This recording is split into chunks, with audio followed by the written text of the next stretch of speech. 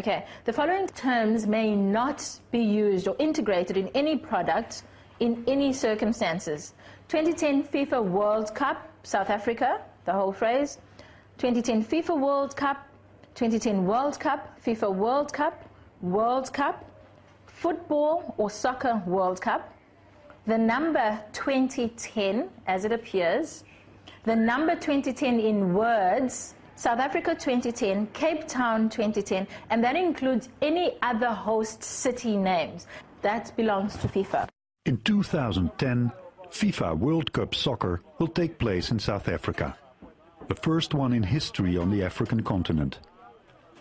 The government promises economical successes, a new national pride, and benefits for all, especially for the historically disadvantaged people. But will all this really happen? In Backlight, the impact of mega sport events on the developing world. I'm very positive about the World Cup. I'm very happy with the fact that the World Cup is coming to South Africa. I support it 100%, you see. And without the World Cup, you know, sometimes I ask myself, you know, what else will I have been doing, you know, what will I be doing with my life? Because I think tour guiding is like something, it's within me, you know, I believe this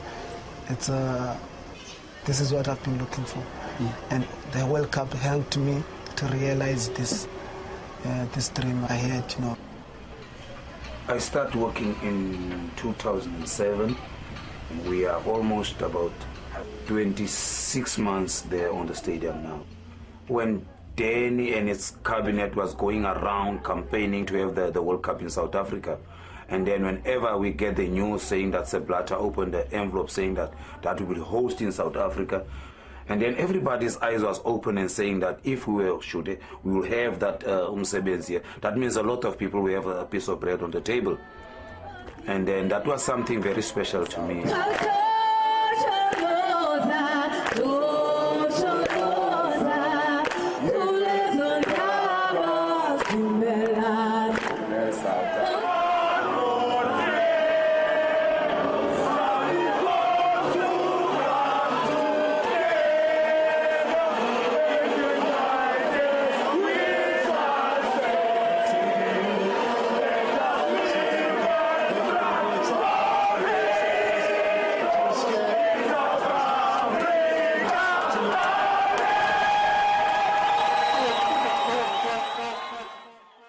I told myself that I have time to prepare myself for the World Cup.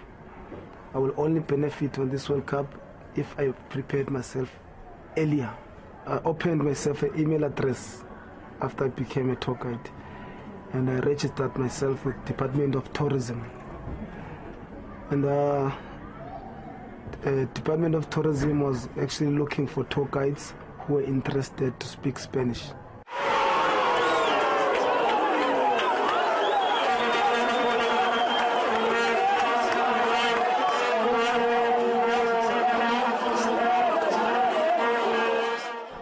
Argentina will be here, you know, Paraguay, Chile, and all those countries there. And of course, Spain will also be here. Come, welcome. Hey, Chipa. Basic Spanish, I can accommodate people like that. So also it helps me to create my niche market when the World Cup is here. This is my friend, Chipa, also my roommate. We share this room. So it's a multi-purpose room.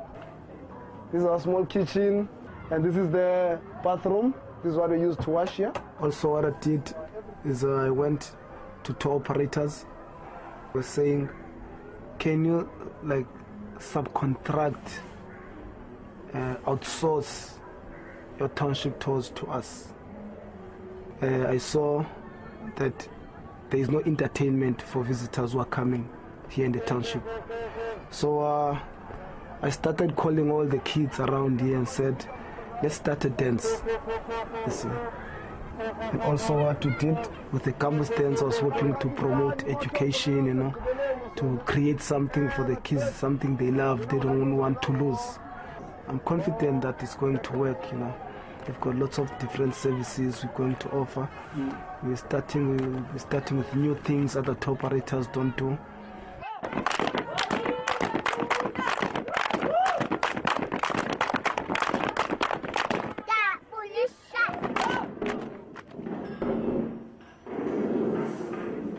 So once again, thank you very much. I am Pam Naidu, for those that have come in late. I'm part of the 2010 organizing team at the City of Cape Town, and for my sins, I have been given the responsibility of pursuing the legacy that lies behind 2010. How do we use this as a platform to leverage some of the longer-term socioeconomic benefits for the country and for the destination, which is Cape Town? In the city, it's very confined to very, very clear, specific sites. The one is the Greenpoint Stadium. There's one FIFA fan park or fan festival. And this is at the Grand Parade, which is a historical site in terms of natural gathering spaces in Cape Town. And then you'd understand how then do I, as a business owner or as an entrepreneur, mold my activity to fit these spaces, okay? FIFA and FIFA partners have the first right to sell their products and merchandise and brand the space theirs, okay? So yes, this is the mother city of Cape Town. As you can see, we have our beautiful Table Mountain at the back. We have a city hall where Madiba spoke from on his release. And we are sitting here as the informal sector, worrying about what's going to happen to us for the period of 2010. Many of us are of the opinion that we will definitely be able to expand through this period of 2010 into bigger businesses. But currently, the City Council, who is our landlord, has not quite clearly indicated to us where we are going to.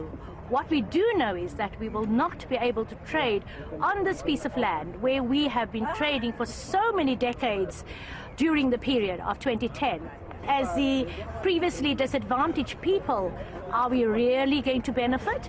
This is our button plate, and it's very hard so and painful that the poorest of the poorest will die out for this World Cup. Not even the government will see to that, and FIFA doesn't even liaise with us, and they have got a lot of things to say in papers all over. On the last trip, they call us in, and we're not happy with this, and we will show the council and the FIFA we're not happy with this. Important thing here to note is that it is not within the city's discretion just to organize a fan fest, okay? It's very tightly guided by an agreement that we have with FIFA, which is called the Terms of Cooperation. It clearly spells out what needs to be done, how it needs to be done, and who does it. As part of the marketing rights in connection with the competition, FIFA shall have the exclusive right to sell and or to give away, and the exclusive right to delegate or license the right to sell or give away any and all consumable products, including any food and beverage, as well as any and all non-consumable merchandise of any type or description. That is an absolute right to property. Yeah. When you look at those agreements, you know, it actually gives you know, FIFA itself a very watertight kind of situation that they will never. Well, they're not exposed to any risk. FIFA is not exposed to any risk. The government guarantees take that away. FIFA is assured of you know, getting out of the event what they need to keep them going for the next 4 years until they get to Brazil for the event over there, whereas the risk is taken completely by the government largely in this country. What I'm saying, if you take any one, let's get real, the share that South African small black entrepreneurs and or cooperatives and or SMMEs have in this will be small.